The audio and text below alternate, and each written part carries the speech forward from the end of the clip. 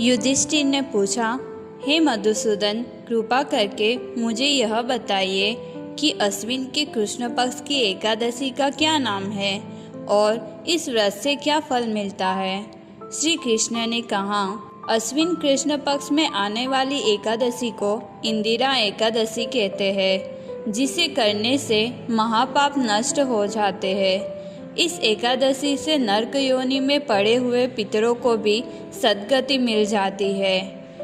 इस कथा को सुनकर मनुष्य पापों से मुक्त होता है और जिसके श्रवण मात्र से वाजपेयी यज्ञ का फल प्राप्त होता है। पूर्व काल में इंद्रसेन नामक महान राजा था, जो महेशमती नगरी का अधिपति था। वह राजा धर्म और यश से संपन्न होकर राज्य करता था। वह पुत्र पौत्र और संपत्ति धान्य से संपन्न था तथा विष्णु भक्ति में पूर्णतः समर्पित था। राजा इंद्रसेन गोविंद के मोक्षदायक नामों का जप करते हुए ध्यान में लीन रहता था। एक दिन राजा ने दिव्य वस्त्रों से सुसज्जित होकर सभा में प्रवेश किया। तभी नारद मुनि वहां उपस्थित हुए। राजा ने उन्हें हाथ जोड़कर प्रणाम किया और विधि पूर्वक पूजन करके उन्हें आसन पर बिठाया। राजा ने कहा, हे मुनि श्रेष्ठ, आपके प्रसाद से मेरे सभी कष्ट और पाप नष्ट हो गए। आपकी दृष्टि से मेरी सभी यज्ञ क्रियाएं भी सफल हो गई। देवर से अपने आगमन का कारण बताकर मुझ पर कृपा करें। तब नारद ऋषि ने कहा, हे राजन, आप आश्चर्य देने वाले मेरे वचनों को सुनो। मैं एक समय ब्रह्मलोक से यमलोक को गया। वहाँ श्रद्धापूर्वक यमराज से पूजित होकर मैंने धर्मशील और सत्यवान धर्मराज की प्रशंसा की। उसी यमराज की सभा में महान ज्ञानी और धर्मात्मा तुम्हारे पिता को एकादशी का व्रत भंग होने के कारण देखा। उन्होंने तुम्हारे लिए एक संदेश भेजा है, उसे सुनो। उन्होंने कहा, बेटा, मुझे इंदिरा के व्रत का पुण्य देकर स्वर्ग में भेजो। उनका यह संदेश लेकर मैं तुम्हारे पास आया हूँ। यह सुनकर राजा ने पूछा, हे महर्षि, इस व्रत की विधि क्या है?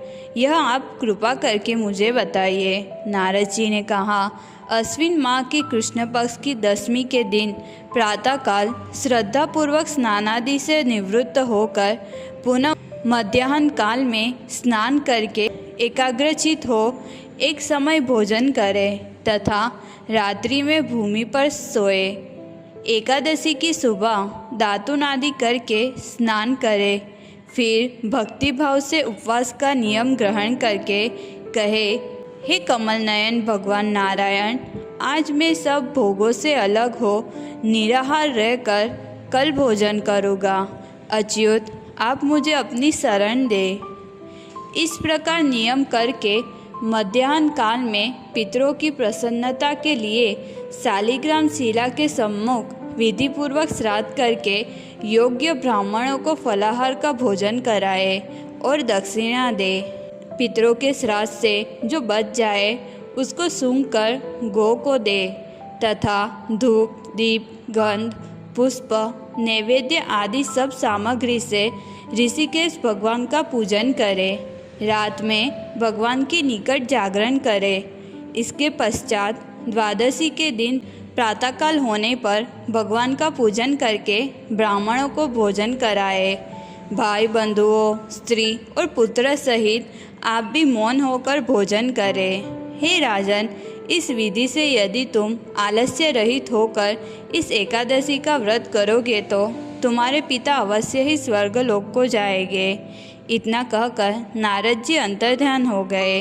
नारद जी के कथन अनुसार राजा द्वारा अपने बांधवों तथा दासों सहित व्रत करने से आकाश से पुष्प वर्षा हुई और राजा के पिता गरुड़ पर चढ़कर विष्णु लोक को गए।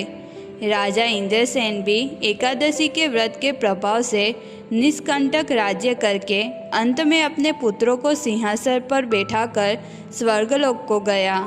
हे युधिष्ठिर, यह इंदिरा एकादशी के व्रत का महात्म्य मैंने तुमसे कहा। इसके पढ़ने और सुनने से मनुष्य सब पापों से मुक्त हो जाता है।